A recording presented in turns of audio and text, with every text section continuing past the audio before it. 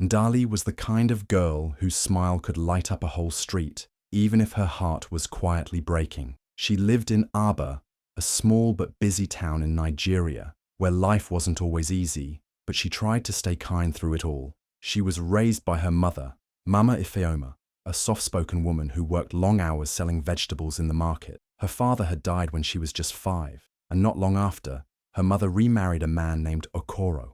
That's when Ndali's real troubles began.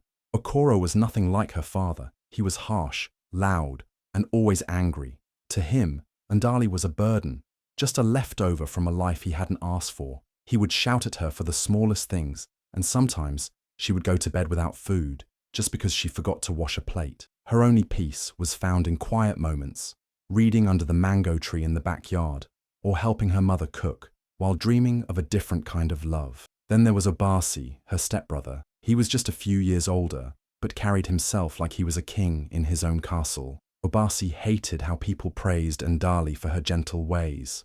He saw her kindness as weakness and a threat. He was used to being the center of attention, and he didn't like how she outshined him, even without trying. Ndali dreamed of a life beyond the yelling, beyond the fear, where someone would see her, choose her, and love her. But in that house, love felt like a fairy tale. Still, she held on. It started like any other Sunday.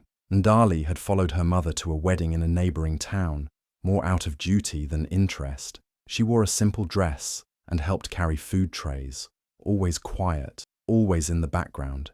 She wasn't the kind of girl people noticed in a crowd, but that day, someone did. His name was Chika.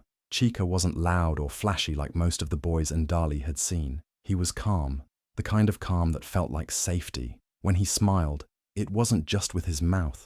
It was like his whole face lit up. He had kind eyes that saw straight into her, and when he spoke to her, it was like he really meant every word, not like those boys in Aba who only talked to impress.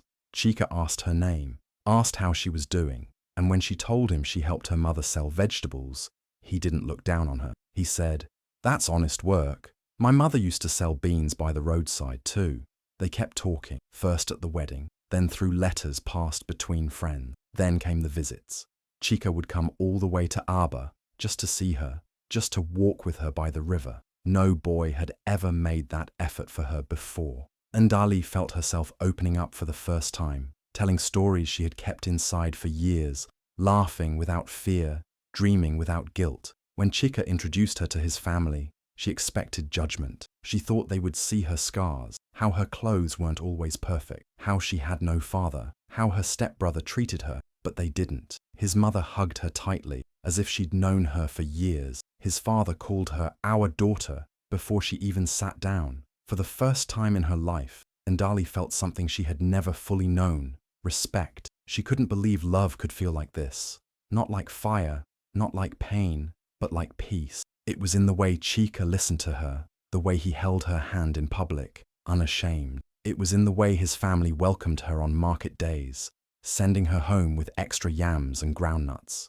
In Chika's world, she wasn't a burden. She wasn't invisible. She was loved. And even though her stepfather rolled his eyes every time Chika's name came up, even though Obasi would mock her behind closed doors calling her village wife, she didn't let their voices drown her anymore. Because now, she had another voice, a stronger, kinder one, that reminded her of her worth. For the first time ever, Ndali wasn't just dreaming of love, she was living it. The day Chika proposed, it felt like a dream, too big for Ndali to hold. He didn't make a grand show of it. There were no cameras, no crowds, just the two of them, sitting by the same mango tree where they first talked. As the sun painted gold across the sky, he held her hands gently and said, "I want you to be my wife, Ndali. I want to build a life with you." Tears filled her eyes before she could even say yes.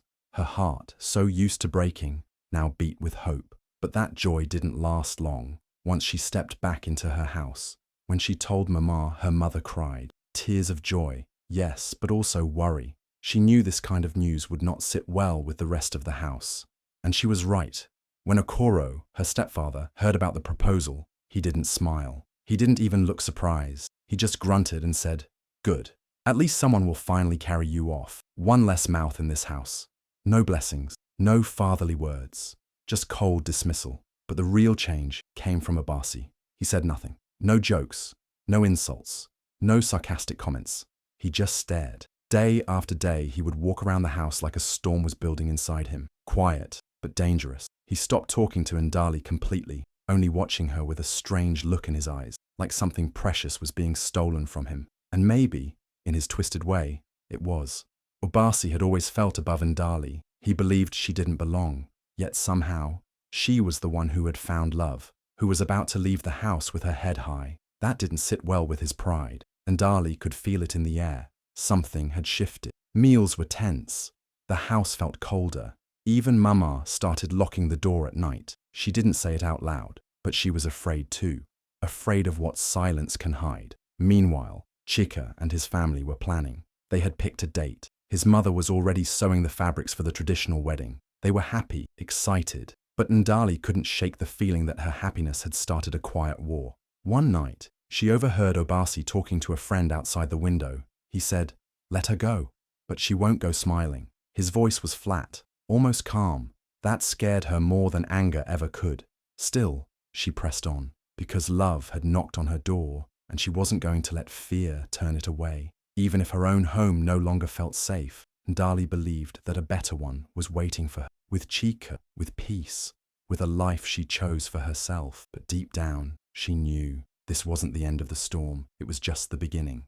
The wedding was just 1 week away, and everything was supposed to be beautiful. Ndali's dress was almost ready. The fabrics had arrived from Onitsha, and Chika's family was busy preparing for the big day. Even the neighbors in Aba were excited. Some of them had watched Ndali grow up, and they said it made their hearts full to see her finally stepping into happiness. But while joy was blooming on the outside, something darker was quietly crawling in. It started small. A folded piece of paper slipped under the door late at night. No name, no handwriting anyone recognized. Just one sentence written in red ink. "You will never make it to the altar." Ndali's hands shook as she read it, but she said nothing to Mama. She didn't want to worry her. Maybe it was a prank. Maybe someone was just jealous. She tore it up and threw it away. Then the second thing happened. Mama had cooked okra soup that evening. Enough for everyone. Ndali took the first bite and immediately spat it out. Her mouth burned and her stomach turned. There was something bitter, something wrong. Mama tasted it and rushed to throw the pot away. Her face was pale. "This is not normal," she whispered, clutching her chest. But again, Ndali brushed it off. "Maybe the spices were old," she said. "We're too close to the wedding to start panicking." But the third event couldn't be ignored. Ndali was walking to the market 2 days later, carrying a basket of fruits. As she crossed the road near the old tire shop, a motorcycle sped toward her from nowhere. No horn, no warning, just fast and straight. Someone screamed. She jumped back at the very last second. The bike swerved and crashed into a pole. The rider ran off before anyone could catch him. Her heart pounded for hours. Chika came running when he heard. He held her tight and kept asking if she was okay. "That wasn't an accident, Ndali," he said, his voice shaking with anger. "Someone's trying to stop this wedding." Everyone started watching more closely after that. Mama barely slept. Chika's brothers stayed nearby. Even some neighbors whispered that Obasi was behaving strangely. He had stopped going out, stayed up late, always watching from the window. But through all the fear and whispers, Ndali stayed calm. "I'm not afraid," she told Chika one night. "If they want to scare me, they'll have to try harder. I've been scared my whole life, but this is the one thing that's mine." She believed with all her heart that love would protect her, that no matter who was behind the shadows, they couldn't stop what was real, what was pure, what had saved her. She didn't know it yet, but the storm wasn't over. It was only gathering more force. The sun rose gently over Aba that morning, painting the sky in soft orange and gold. Birds chirped like they knew it was a special day. It was Ndali's wedding day, the day she'd dreamed about since she was a little girl sitting under the mango tree, wishing for love that was kind and true. The house buzzed with excitement. Aunties danced around, fixing wrappers and tying geel. The smell of jollof rice, fried meat, and fresh flowers filled the air. Drums were beating, guests were laughing, and the compound sparkled with bright fabrics and wide smiles. Ndali sat inside, getting dressed. Her heart was racing, but it wasn't fear, it was joy. She wore a deep wine-red traditional dress, hand-beaded with tiny golden stones that caught the sunlight. Her hair was braided into a regal crown, and coral beads wrapped gently around her neck. When she stood and looked in the mirror, she almost didn't recognize herself. "You look like a queen," her mother whispered, holding back tears. Ndali smiled. "Today, I feel like one." The music outside grew louder. Chika had arrived. His people were dancing, singing, carrying gifts. The courtyard exploded with celebration. Friends and neighbors cheered as he stepped in, wearing his white agbada and red cap, pride and love written all over his face. Ndali stepped out slowly, her hands trembling with happiness. Her eyes met Chika's across the crowd, and everything else disappeared. It was just the two of them. She took her first step toward him. Then, bang, a gunshot, then another. Screams shattered the air like broken glass. People ducked. Chaos exploded in seconds. Chika froze mid-step. His eyes widened. His body jerked, then crumbled to the ground. Ndali stood frozen, too stunned to scream. But then she saw the blood, the red soaking into his white agbada. The way he wasn't moving, her heart stopped. "No! No! Chika!" she screamed, running toward him. More shots rang out in the distance. People scattered, crying, pushing, hiding. Someone tried to hold her back, but she broke free, dropping to her knees beside him. His eyes were half open, staring at her, but fading. Blood stained her dress, her hands, her hopes. She held him. She screamed his name again and again, but Chika didn't answer. The music had stopped. The laughter had disappeared. All that was left was the sound of panic, sirens in the distance, and one bride crying over the man she loved more than life itself. She had waited her whole life for this day, but instead of placing a ring on his finger, she held his lifeless hand in hers. The dream was shattered, just like that. Everything after the gunshots felt like a bad dream Ndali couldn't wake up from. One moment she was walking toward the love of her life, and the next, she was kneeling in his blood. Her beautiful wedding gown, the one she had waited her whole life to wear, was soaked in red. Her hands shook as she touched his face, hoping, praying that he would blink, cough, move, anything. But Chika was gone. People were screaming. Some ran, some hidden. Others stood frozen, too shocked to understand what had just happened. Mothers clutched their children. Drummers dropped their sticks. Food trays crashed to the floor. What was meant to be a joyful celebration had turned into a nightmare in seconds. Ndali screamed until her voice broke, and then suddenly her body gave up. Her legs folded under her, and everything went dark. She fainted right there, beside Chika, with her head resting on his chest. Guests tried to revive her. Someone shouted for water. Someone else called the police. Her mother sobbed loudly, her wrapper slipping from her waist, shaking like a leaf in the wind. By the time the police arrived, Obasi was gone, vanished. No one saw him leave. No one knew where he went. But his absence spoke louder than any words. People whispered. They remembered the way he had acted in the weeks before the wedding, the strange silence, the cold stares, the quiet rage. And now he had disappeared into thin air the moment Chika fell. The police sealed off the area. They took statements. They searched the house. They questioned family members. But there were no clear answers, just blood, tears, and confusion. Ndali finally woke up hours later in a hospital bed. Her mother was sitting beside her, holding her hand, her eyes swollen from crying. For a few seconds, Ndali didn't remember. She blinked, looked around, then slowly touched her gown. The red stains were still there, and then it hit her. She screamed again. This time, it came from somewhere deeper, somewhere words couldn't reach. The kind of scream that only a heart ripped open could make. There was no ceremony, no dancing, no vows, just silence and sorrow. The story made the news that evening. Groom shot dead at wedding in Aba. People across the town watched in shock. Some cried, others were angry, but no one could understand why. Why would anyone do this to a girl like Ndali, to a man like Chika?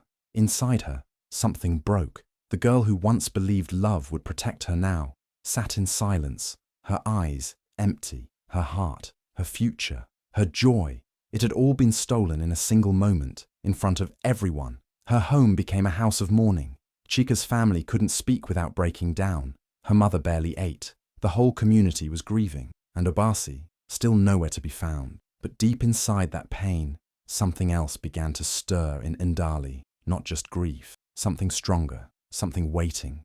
The days after Chika's death felt endless. Every morning, Ndali woke up hoping it had all been a bad dream. But reality always hit hard. His clothes were still in her room. His texts still sat unread on her phone. His laughter still echoed in her head.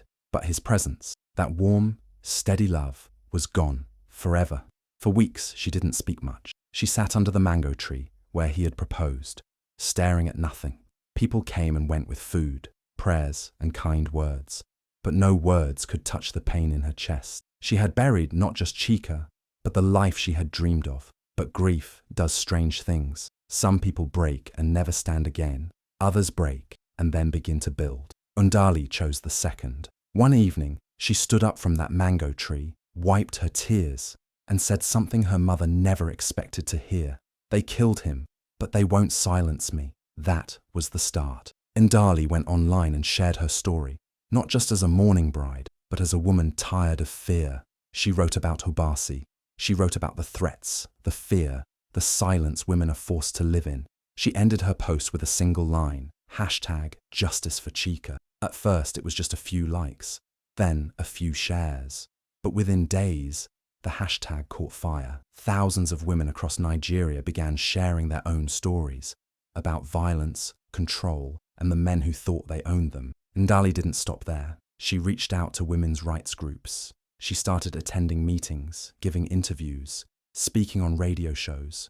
People listened, not just because of what she had lost, but because of how she chose to fight back. She printed flyers, organized walks, held candlelight vigils for women who never made it out alive. Her pain became a platform, and her voice became a weapon. "I couldn't save Chika," she said during one speech, standing in front of a crowd in Enugu. "But if I stay silent now, I'll lose him twice. I won't let that happen." She began working with a group that helped girls escape abusive homes. She visited schools, talked to young women, taught them how to recognize red flags, how to speak up. Every time she told her story, she didn't cry anymore. Her voice got stronger, her back straighter. People began to see her not just as the girl who lost her groom, but as a leader, a fighter, a voice for the voiceless. And through it all, one thing kept her going. Chika. His love had once held her hand. Now it held her heart and pushed her forward. She no longer wore her wedding dress, but she wore his memory like armor. They had tried to end her story with a gunshot, but she was just getting started. It had been months since Chika was buried, but the pain never fully left. Some days it whispered, other days it screamed. Still, Ndali kept moving, speaking, marching, helping others. The number sign Justice for Chika campaign had grown far beyond what she ever imagined. But one thing remained unfinished. Obasi was still out there, hiding like a shadow that refused to disappear. The police had followed every lead, searched every corner. Nothing. It was as if he had vanished into the earth. But what nobody expected was that Obasi's own pride would become his downfall. One afternoon, a video started making the rounds on social media. It was a low-quality clip, filmed in a dark room, showing a man with a scarf half covering his face, speaking in pidgin. But his voice, people recognized it, and the words he said were chilling. "Sometimes, to remove shame, you must remove the source," he muttered. One shot, problem solved, no more disgrace. He laughed, that same arrogant laugh Ndali had heard 100 times growing up. The internet exploded. People tagged the police. Bloggers picked it up. Reporters aired it on national TV. The video spread like wildfire. It didn't take long for someone to recognize the background, a small bar in Port Harcourt. That was all the police needed. Within 48 hours, Obasi was arrested. When Ndali got the call, her hands shook. She didn't cry. She didn't scream. She just whispered, "Finally." The trial became a national conversation. The courtroom was packed. Cameras flashed. Protesters stood outside with placards that read, "Silence is not safety," and "Justice for Chika. Justice for all." Ndali walked into the courtroom in a simple white dress, holding a single red rose, not as a broken woman, but as a warrior. When she stood to speak, the room fell quiet. She didn't shout. She didn't curse. Her voice was calm, but it carried weight. "He wasn't just my stepbrother," she said. "He was the kind of man who believes a woman's life should be controlled by fear. When he saw me free, he hated it. When he saw me loved, he wanted to destroy it. But he failed. He took Chika's life, but not my voice." Obasi sat in the dock, his face hard. But this time, No one feared him. He looked small, powerless, caught not by force, but by his own ego. The jury didn't take long. Guilty, murder, premeditated, life sentence. People clapped, some cried, but Ndali didn't smile. Justice didn't bring Chika back. It didn't erase the pain, but it meant one less girl would have to grow up afraid of the monster in her house. As she walked out of the courtroom, reporters called her name. Ndali, how do you feel? She paused, looked straight at the cameras and said, "This isn't just about me. It's about every girl who's been told to keep quiet. I didn't keep quiet, and now, neither will they." The story didn't end in the courtroom. It had just turned a page.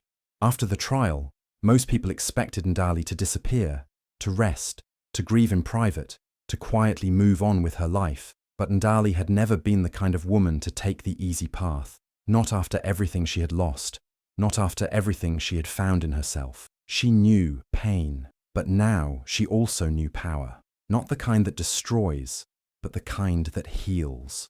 A few weeks after Obasi's sentencing, she launched something new, something bold, a women's foundation called the Chika Light Foundation, named in honor of the man who loved her, respected her, and believed in her when no one else did. She said, "They tried to put out his light with a bullet, but now that same light will guide others out of the darkness."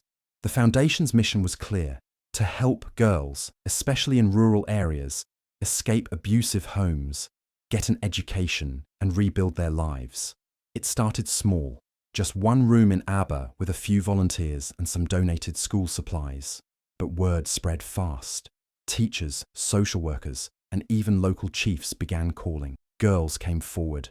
Some whispered their stories, others cried through them, but all of them found safety for the first time. And Ndali didn't just sit in an office. She travelled, she visited villages, she listened, she hugged girls who hadn't smiled in years. She handed out shoes, books, and hope. The same kind of hope she once searched for under that mango tree. One day, a video of her speaking to a group of girls went viral. In it, she said, "You are not weak because you cry. You are not cursed because you've been hurt. You are worthy. You are light." That clip was shared by celebrities, politicians, and students. It hit 1 million views in 2 days.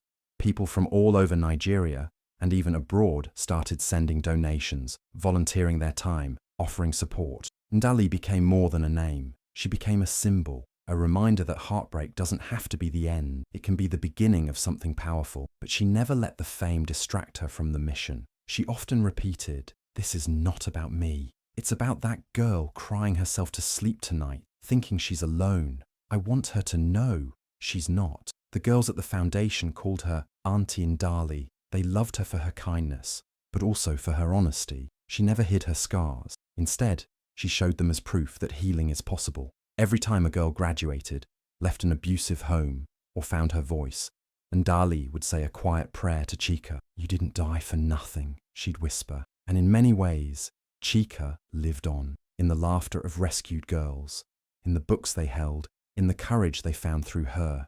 Ndali's heart had once been shattered by love lost, but from those pieces, she built something that would outlive them both, a heart that rose, not just from pain, but from purpose.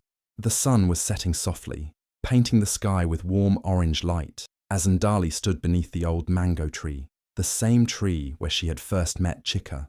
The wind was gentle, the air quiet, but her heart was steady and strong. Around her sat a circle of young girls, eyes wide, listening. They had come from different villages, different stories, but they all carried the same question. How do you survive heartbreak this deep? Ndali looked up at the branches above her, then down at the faces around her. She took a deep breath and spoke, her voice full of both pain and power. "They killed my groom," she said softly, "but not my fight, not my fire, not my love." The girls listened, completely still. They tried to bury me in pain, but instead they planted something stronger than fear, stronger than hate. She walked slowly around the circle, pausing to hold a girl's hand, to touch another's shoulder. Love didn't die with Chika.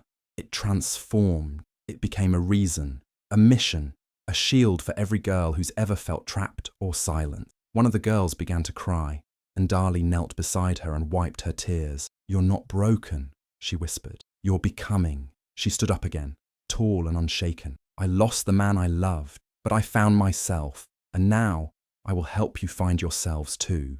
As the sun dipped below the trees, the girls clapped softly, tears in their eyes. The mango tree rustled above them, like it remembered everything, and Dali smiled, not because her pain was gone, but because her love had become something too strong to ever be killed. It didn't end with death, it was just the beginning.